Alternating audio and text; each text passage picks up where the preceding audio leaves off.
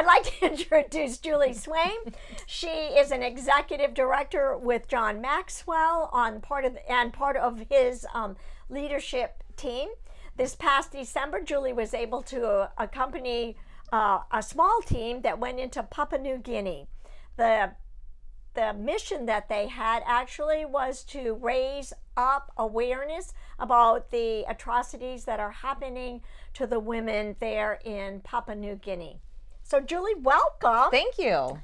I know a little bit about your mission trip into Papua New Guinea, but can you share how it came about? The John Maxwell Company does about 2 transformation trips a year overseas. They do occasionally do some here in the U.S. and you have to be at a certain level with the company in order to be invited to go. And so I went along with 59 other people to Papua New Guinea to, like you said, raise awareness to the lives that women are leading in Papua New Guinea. It's very different than the United States. Would you be able to share with us what is it about the women in Papua New Guinea that really, there's some injustices, I understand? Yep. So the women, this is just my opinion and what others have shared with me who are growing up there, okay? They are very much like second-class citizens, if that makes sense. They have very few rights. They're considered property. Still. Wow. Considered property. And they're at risk for so many things. 85% of married women are afraid of their husband in Papua New Guinea. 76% of women have been sexually abused in some manner, and it's just a very frightening place to be. My gosh. I heard stories that they are still practicing what we would call witchcraft. Yes, so they still have in some of their tribal areas what they call sorcery-related crimes, and it comes down to greed. Mostly where it's a grab for land or a grab for money. And so if a woman shuns a man or if something happens and the man doesn't like what happened, he will accuse the female of sorcery. And sometimes they'll be given a trial, although most likely not. And then they will be beaten, abused, burned alive at the stake. Things like that. Things that you just, like it's 2023 and you're like, really, this still happens? It's hard to imagine coming from the United States, obviously, what those women must be having to deal with, especially when there doesn't appear to be a whole lot of support going on. Or is there a lot of awareness now in Papua New Guinea? I would say the awareness is getting there. I had the opportunity to work with a lot of younger adults, 17 to early 20s. They were mostly university students, and they were brilliant, and they loved their moms, and they respected women. And a lot of them were showing up to our program because of their moms, because of their sisters or their cousins, things like that. So I personally saw a huge disconnect between the elders of the country and the up-and-coming generation. This new generation. Yeah. Did they happen to share what their value, their worth, other than mom, what is it that these younger folks are hoping to reform or transform? That's a great question. They are looking to transform everything. It's very hard to explain without being there, so I'll do my best to be as graphic. It's a beautiful country, absolutely beautiful country with trash everywhere. There was no public sanitation. There were no trash cans anywhere. People are living in filth, and it is a stunning country. And these young kids, one of them shared with me, he was a 17-year-old, and his grandfather is a member of parliament. And so we really had some good discussions. They're ready for the elders to sit down so that they can so that they can stand up. They're tired of the same old, and we've always done it this way. And what I found while I was there interviewing a bunch of the university students is, again, brilliance off the chart. They're going to school, they're going to university, and unfortunately there's over 70% unemployment in Papua New Guinea. So their concern is we're graduating with all this education and no job to go into. So they leave the country then, seeking other employment? Not or necessarily. They're just kind of just there. Oh, wow. Yes. Wow. And while I was there, I witnessed some of the elders talking down to the college students, things like that. And it was just really surprising. And I'm loud. And so for me to stay quiet and not say anything to those people was, I patted myself on the back. Because I was like, what? Right. Yeah. It was just the younger people. I can tell you, one of the ladies, Helen, she said, we have all this energy, we have all this hope, we have all these great ideas, we want to help the people, we see what needs to be done, and we basically feel like we're being told to just sit down and shut up. Oh, wow. Yeah. So for her, what does hope look like for Helen as she moves forward? Right. So they are really working on having their voice as women and children. I found it very dictatorial, and do as I say, not as I do. Okay.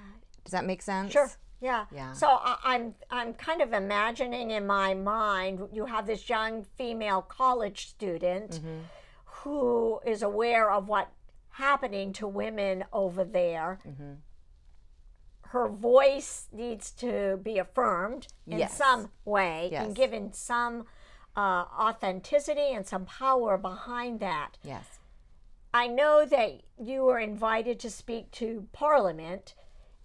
What do you think Parliament heard? Wow. That's a great question. I can tell you that the Prime Minister heard more than anyone. Okay. And so that's where the hope is, and it's got to start with the Prime Minister of Papua New Guinea. And then you have other members of Parliament who like things the way they are and are really happy with the way things are and willing to keep things the way they are no matter what it takes. I hear it's a very rich country. Yeah. Everybody kept telling us, the elders kept saying, we're a very wealthy country. We have gold, we have silver, we have petroleum, we have oil, we have all these things. We're wealthy. And that's great. However, I couldn't see it. Just with their base, again, I still can't get over the trash on these beautiful, pristine beaches. One of the members of Parliament spoke to us and said, we don't understand why people go right past us and go to Bali for vacation when they could come here. We're just as beautiful. I wanted to raise my hand and go, well, could you pick up some trash? Yeah. Yes. And so it's just beautiful and filthy at the same time. And I see the younger generation wanting to do something. They're ready. It's the elders that really like things the way they are. So I'm hearing that if you're in Parliament, if you have a position of perceived sense of power, if you will, and maybe wealth, that it's very hard for those that are older to give that up. Is it kind of like, if I give that up, I don't know what will happen to me, or... How it was explained to me by the Papua New Guinea Tribal Foundation is once you make it to Parliament, you have hit the lottery. And that's where the money is. Oh, wow. And they don't want to give it up. Yeah. They certainly don't want to share it. Were you able at any time to hear stories from various, tribal leaders from the areas in Papua New Guinea? When you came, was it just a Parliament that you were meeting with, or did you hear stories from other places throughout Papua New Guinea that we know that there is sorcery, witchcraft, or accusations of sorcery and witchcraft? Did you have any to share? I didn't have any. I stayed in Port Moresby the entire time, and we had 5 other hubs that would go to different regions or hubs within Papua New Guinea. And when we came back and had our debrief, they shared some stories. There were some gang issues at one of the locations, and three of the young men who were in gangs, very big in gangs, decided that they were done with that lifestyle. And John Maxwell ended up spending extra time with them and praying over them, and to the point where he missed his flight back to Port Moresby because he was just pouring into those kids because he saw the need and desire in them to make a change. Right. Yeah. I think one of John Maxwell's biggest theme, if you will, or his emphasis on hope is how we value, the value that we see in others. Was that apparent? Somewhat? Yes. I'm going to go back to the younger generations. Good. Yeah. You know, and not all. I mean, I worked with people who were in their 50s below. The ones who showed up are the ones looking for the change. Mm-hmm. And it kind of spread like wildfire while we were there. It was a very slow start on day 1, which is normal. And then day 2 got really busy. Day 3 got even busier. And they call it the coconut wireless in Papua New Guinea. You don't need a cell phone or anything else. They have the coconut wireless, and everybody in Papua New Guinea will know the news within 24 hours. Really? And so as the coconut phone was going around, people kept showing up more and more and more, to where we were having unexpected groups show up for their transformation table where we weren't scheduled to go. So we had people going out on unscheduled trips, things like that, to work with the people. And then the ones that we trained while we were there are now training the other people of their country. Oh. And I'm friends on Facebook with quite a few of them, and it's been really neat to see the groups that they're helping transform. And we talk on Messenger, and it's happening. It's going to take a while. Change always takes a while, for sure. Yeah. So what is a transformation table? How does that transpire? What does that look like? So John Maxwell has transformation tables, and they're based off of the book Change Your World by John Maxwell, and we just focused on a very few select articles. There's 12 articles for them to go through for the transformation table. We focused on hope, and teaching them that hope is an action word, and what would hope look like for them.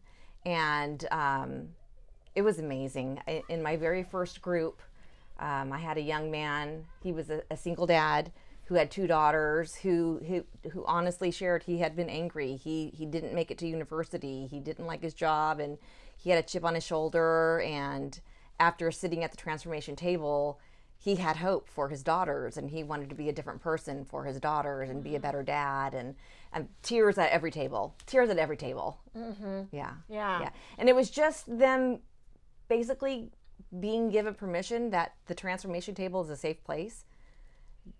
And a lot of them had worked together for years and never talked to each other personally about their lives. And so at each table, it was something different, where somebody would say, I've worked with you for 13 years. I never knew that.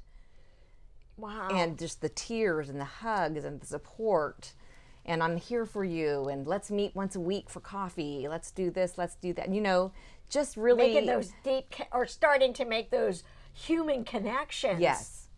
Yeah. It was amazing. Yeah. How did they get invited to the transformation table? Were they selected or sign up? So the Papua New Guinea Tribal Foundation is a very prominent organization in Papua New Guinea, and they work with Parliament and other businesses and things like that. And so the people at the PNG Foundation had gone out to local businesses, students, things like that, to see if they wanted to be part of it. But the thing is, we were supposed to go years ago, and then COVID happened. Oh, yeah. Yeah, so now everything stopped. Exactly. Right. And the prime minister is the only prime minister to be reelected twice. Ever in the history of Papua New Guinea. He was the one who asked us to go before. We were planning on going, and then COVID happened, and he got reelected, and now we came back. So it starts with him. He's got his hands full. Sure. And now even more, you were there. Right. And so Or you and others. exactly, but, yeah. exactly. And John Maxwell has taught all of us, hope is an action word. It's not one that you just sit around and say, yeah, I really hope that happens. It's an action word. What are we willing to do for that hope? Yeah. What lengths? How much are you willing to risk? Exactly. And it seems to me sharing his story was a huge risk. Yes. To be vulnerable. Yes. And to be known as a human being and someone other than you are, whatever tribe, whatever you do. Right. So. Yeah, it was so interesting because as we were meeting at tables, they were from different tribes, and one of them would say, oh, I'm from the Highlands tribe, I'm from this tribe, I'm from that tribe, and they all knew what they were talking about. And I hear Highlands and I'm thinking like Scotland. But it's not. And that they have their own so they make these bags, and one of the bags that was given to me was from their tribe. It's their tribe colors, it's their tribe pattern, things like that. Wow. And so it's pretty neat. And is it women that make them? Is it an industry there? I don't know if it's only women. Like a cottage industry, maybe? Gosh, that's a really good question. I went to one of their outdoor bazaars, and everybody was selling them. It's just, I guess, yes. Everybody has a bit long, I want to say is what they're called. Their purse, bit long. It's called a bit long. Yep. Okay. Yep.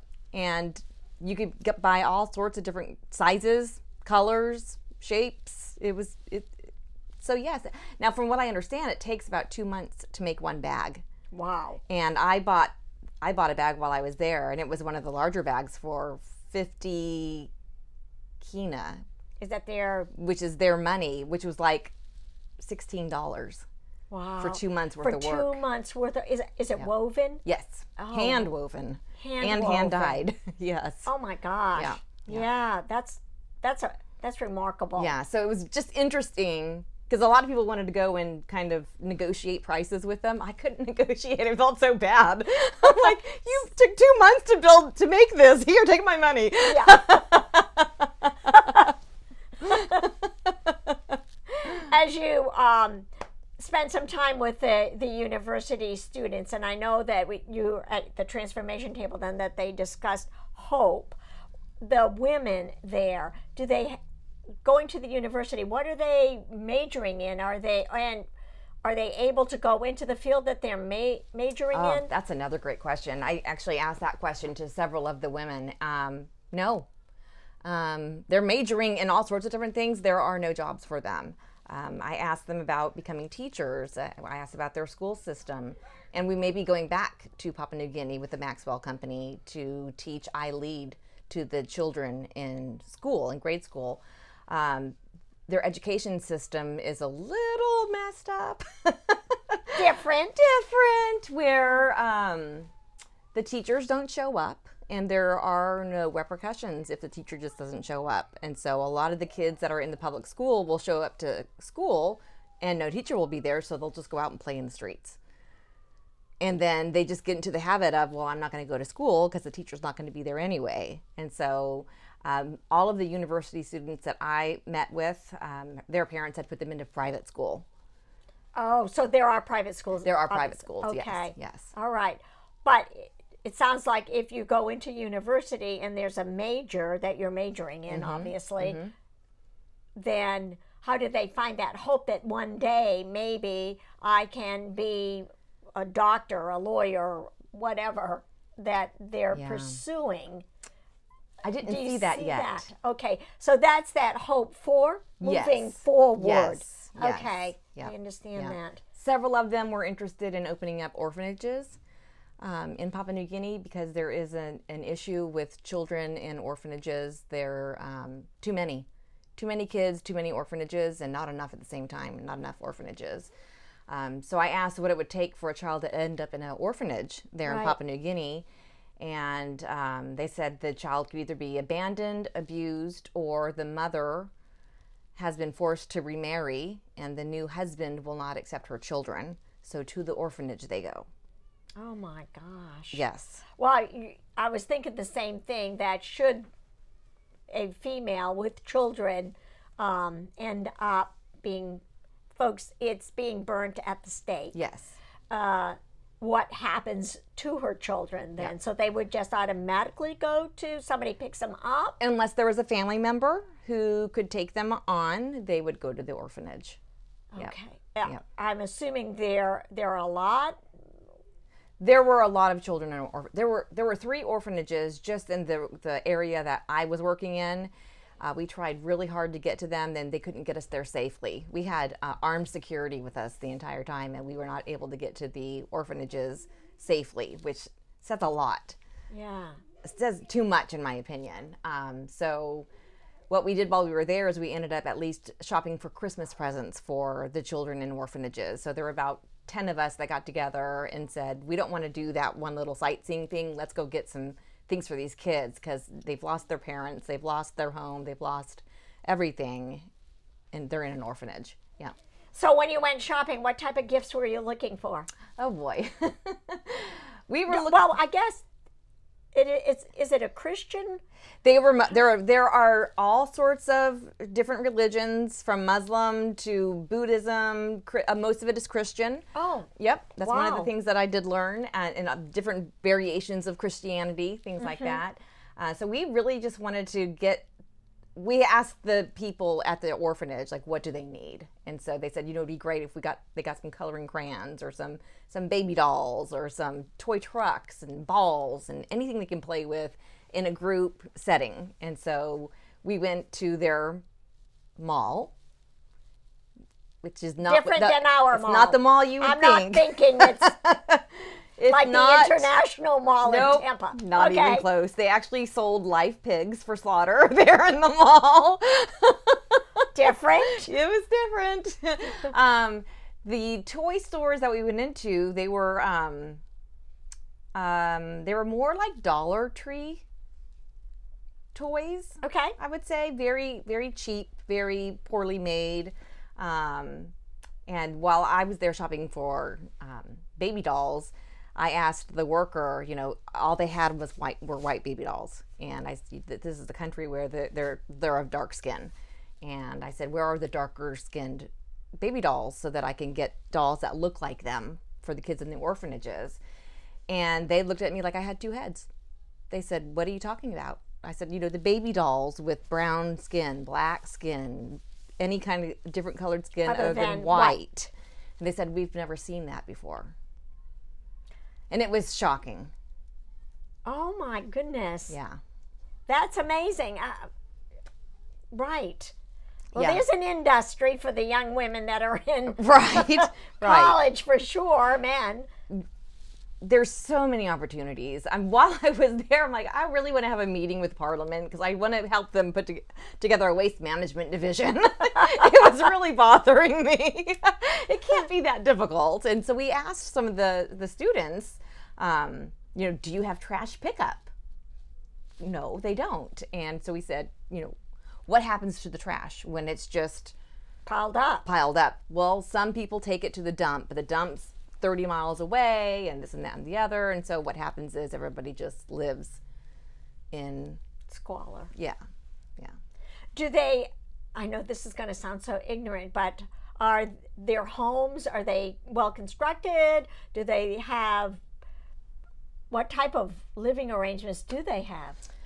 I didn't get to go into any of the personal homes. I did get to go to the youth, the YWAC, youth with good night. I can't think of it. Youth with a cause. Okay. And they lived in handmade dormitories. They were literally kind of just put together. It's hard to describe anything in the United States that would help someone understand what it looked like. Okay. They did have houses, but it wasn't like What we would exactly. It's the materials really, we would use. It's really hard to explain. It's beautiful. It's just they live very differently than we do. So it's not like a stucco type of a home. Some of Do you them think- had stucco. Okay. Some had stucco. Some of them had just random pieces of wood attached to them. Some were buses. It was just whatever. Shelter. Yeah. Shelter. Sure. Yeah. Yeah. Yeah. So what, Julie, would be your one or two big takeaways as you were there and now as you've come back? And what is it that this mission trip that you went on, what is it that you hope for us to learn about, to lift up, to help in whatever Right. way? So That's a whole lot. So there's only right, 8 questions in that one question. So when our final day, we had one of the speakers from Parliament come and speak to us, and it was very eye-opening, to say the least. So my biggest takeaway is there is such a huge disconnect between the current leadership in place and the young adults that are ready for leadership. It's it's huge. The disconnect is huge. The people in power think that they are dumb and stupid and don't know what they're talking about, and because they're comfortable in their place. And these people are like, please sit down so we can stand up. Oh, yeah. Give us a chance. Just let us show you what we can do. Right. Yeah, it was huge because of all the people that I spoke with, the kids that were in university, they were brilliant, so well spoken. And then the person who spoke with us from Parliament wasn't. It was very interesting. Yeah. Can you share a story that one of the parliamentarians might have shared with you when they were talking about how they perceive this disconnect? Or did they perceive a I disconnect? don't know if they perceive that there's a disconnect. Okay. The person who showed up was a last-minute fill-in and was unprepared for his speech and wasn't sure why we were there. And he said, I think you're here because of this, this, this, this, and this. And that wasn't it at all. Corruption. He did say corruption, and that was part of it because the corruption is it's in your face. Let me ask a question that just came to my mind. If your father, because there are no women in Parliament, are there women in Parliament? There are now, yes. Okay. Yes. So if you are in Parliament, is it kind of like my family's already secured? Like if I step down, my son or daughter will fill my seat? Is it kind of No, they have a voting system. Okay. They have a voting system, and again, it's the lottery. I can tell you that one of the ladies at the Tribal Foundation who worked with us a lot, she was raped 4 years ago by someone who had just run for Parliament and thankfully did not win. But he had a lot of power, and he actually 4 years later is now being sentenced. And it's the first time someone is being sentenced for rape. Wow. Yeah. That's something. Well, a step. And he was still running for Parliament during all of this. Well, again, hope. Yeah, sure. Hope not for him, but hope that the laws or their judicial system will start to recognize the atrocities that are happening. Yes. Were you able to speak to them about the atrocities for women, the sorcery, witchcraft, burning at the accusations? When I asked about the kids going to the orphanages, I said, you'd have to kill me first if you were going to take my kids from me, put them in an orphanage so that I can marry this man. And they said, Julie, that's what would happen. And I said, I don't understand. And they said, she's either going to be harassed, beat, or killed for saying no to marrying this person. Wow. And so she's going to lose her kids regardless. And that was an eye-opener. I started to cry. I broke down at that point in time. It was really hard to put yourself in someone's shoes in that instance, because as Americans, I'll fight till death for my children, and it's just not an option there. Well, and again, as you mentioned, the women are not considered independent women. They're more property than they are. Yes. Very much so. Yeah. There are a few that they stand out, and they are brave women, and there are more and more of them coming out of the woodworks, and I'm so proud of them. Yes. Yeah. Yeah. Well, Thank you so much. And I understand, though, that because there is no baby dolls with darker skin, are you on a campaign for that? Yes, yes, thank you. So I said, we're going to fix this problem. This is a very easy problem. These children don't have dolls that look like them. And when we're talking about hope with them, there's nothing like having hope when you're caring for a doll that looks just like you instead of a white person. It just kind of does a caste system, in my personal opinion, on it.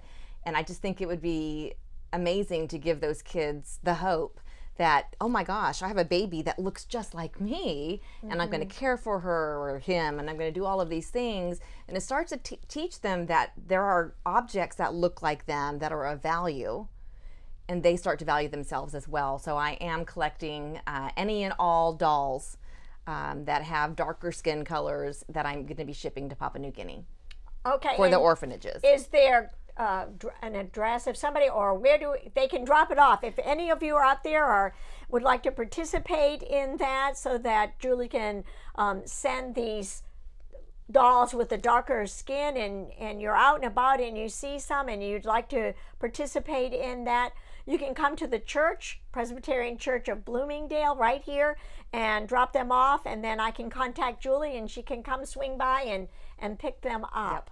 Yes, because I cannot send it via regular mail because it's corrupt in Papua New Guinea. So it will be going through DHL, is what I've been told to send everything through. So, which is Department of Home. No, I don't know what it is. I've been told to go through DHL because it's the most secure of all the ways to ship to Papua New Guinea.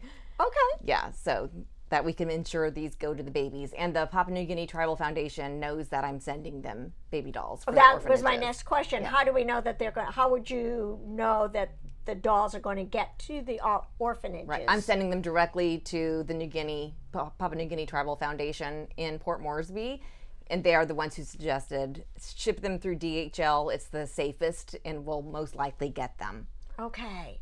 All right. Fingers crossed. Couple prayers that these children will be able to get these dolls that give them hope, active hope, and value as they move forward into Papua New Guinea. Yes. So, Julie, thank you so much. I really hope and pray that you're able, and your voice is able to be heard again when you go back to Papua New Guinea, which is we don't know yet. We don't know yet. Okay, whenever. Yep. And continue that mission that you started. Thank you. It's been a pleasure having you. Thank you so much.